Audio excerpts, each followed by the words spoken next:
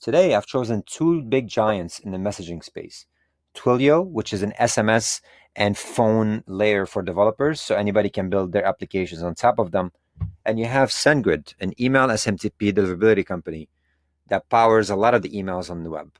In VBOUT, we integrate with both of them, and I do know that they are great products and great companies.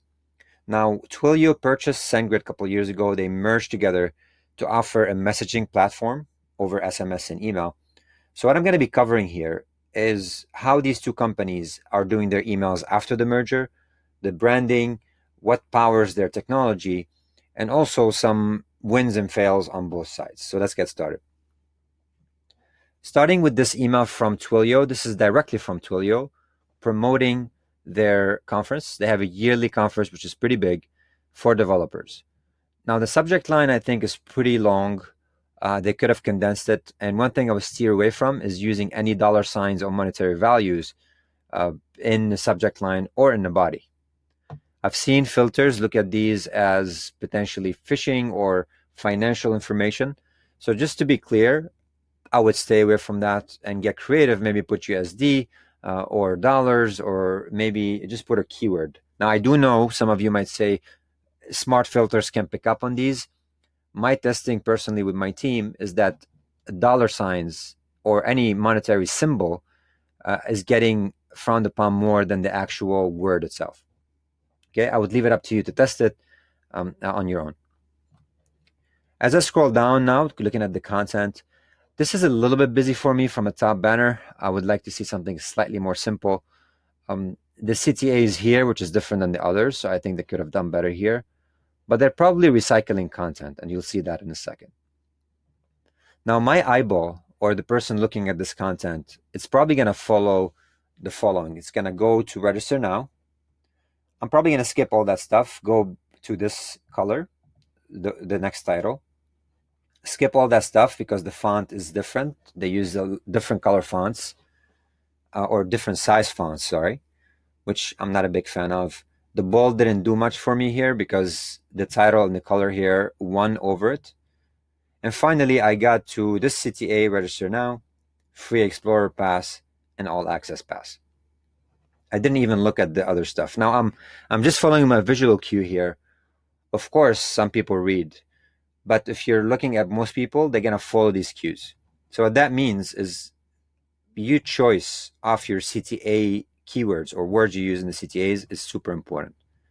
And they did a good job in this email because this CTA, free Explorer pass, all access pass, register now and get my coffee, register now. These are strong keywords for taking action that relate exactly to the offer. So they were consistent between the subject line and the CTAs. Another good thing they've done is that all these links are going to the same exact place, which is a landing page. This is the landing page for the event. Honestly, it has a lot of stuff, and I understand that for a large event like that. But it had overlays, it had pop-ups showing up. I shut all these stuff down already, and I think my experience could have been a little more smooth than all that stuff. I probably would have preferred to have gone here, but it's a purchase, right? So there probably some vetting I should have done prior getting here. Again, the email experience, the content itself is good. It could have been cleaner. It could have been buttoned up. And the CTA is great. All their choice of CTAs. The landing page is good, but there's a lot of distraction there. Looking at the footer, all the housekeeping stuff like the address for spam compliance is there. That's good. They don't have an unsubscribe link, but they have a preferences link. So let's look at that together. This actually gives me three options. One of them is to customize what I want to get as far as content. I can pause my marketing or their marketing for 90 days, or I can remove myself from any communications. Again, I highly recommend you ask your email marketing platform of choice if they offer preferences. We do that on VBOUT. We give you the option to customize this page so you can kind of offer your clients the option to opt in or opt out from different buckets of content. If I choose customize your email, I can see all the different categories they provide. And you can see the branding, the joint branding on the top. In my opinion, this is way too much. I have no idea what content and insight is. I have no idea what customer newsletter is and the difference between these. So if you'd ask me, I would tell you they should have probably either condensed this or left some description below. On VBOUT, we let you describe these, so it gives better ideas for whoever visiting them, what they're opting in or opting out of. And looking under the hood, I actually got here by clicking on here and show original. They are using Marketo as an engine, although I would have probably thought that they would use their own system. It might be they're using it just for this event, or it might be they're using it, since a while and they're grandfathered into their processes. Either way, they are using Marketo, but they're using their own IPs. So it could be like a custom integration with Marketo. So you can see the IPs are actually SendGrid IPs. I do see the DMARC is a pass, so that's good. DKIM is a pass, that's also good. Expected from a company of that size, of course. And you have the SPF as soft fail. Soft fail means that the verification of the SPF did fail, but it's not a big deal, right? So if you're seeing soft fail in your domain, don't worry. It's just one of the verification process with the type of SPF you've set up. If you want to consult with your DNS administrator, he might give you some ideas on how to make this a full pass. Now let's look at the other email from SendGrid together real quick. Slightly different tone and slightly different branding.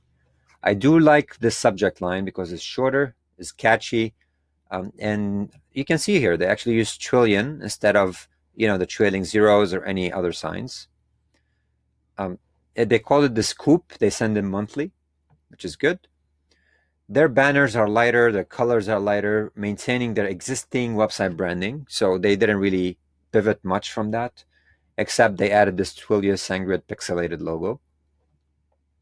Now, what I like about their content here is that, you can sort of consume bits and pieces of it because it's a digest, it's a monthly newsletter. And as you scroll down, you can see even this banner is being recycled from the branding perspective. It's the same exact advertising for the event. All the way on the footer, they have an expert tip, so that's good. It's actually pretty, I like this. But I don't know if the content is what I would consume from them specifically. I'd have liked to see something pertaining to email directly. Again, overall, the content is good. They always send similar newsletters. You can consume the content directly from the email, or you can go to the CTAs, and each one of them is different, unlike, of course, the register to an event. Okay, understandably so, because this is a monthly newsletter. Finally, the bottom has an unsubscribe or update your preferences. This is the same exact one used here. The only difference is the HTML. I don't know, it doesn't have that. So it's like this. In which case it might be the same, and they're just using some sort of a script to parse them into their different lists. Okay. Looking under the hood real quick, they are signed by SendGrid, so these are more dedicated IPs from SendGrid. I mean, I would expect so, of course. If I look at the original message, they are using the Marketo software. Again, I would have liked to see them function independently from Marketo, but they are strictly over, their own IPs still, which is good. And I understand, the choice of marketing platform. Marketo is a lot more robust than what they have internally, just like VBOUT is a lot more robust than what SendGrid is internally. So with that being said, these two companies, as a takeaway, are both still on brand. They could optimize some of the stuff when it comes to content, CTAs. They have shared preferences page. They are using Marketo to send out emails, and they're using SendGrid as the IP pool to deliver those messages. All right, this wraps up our session for today. Hopefully it was helpful.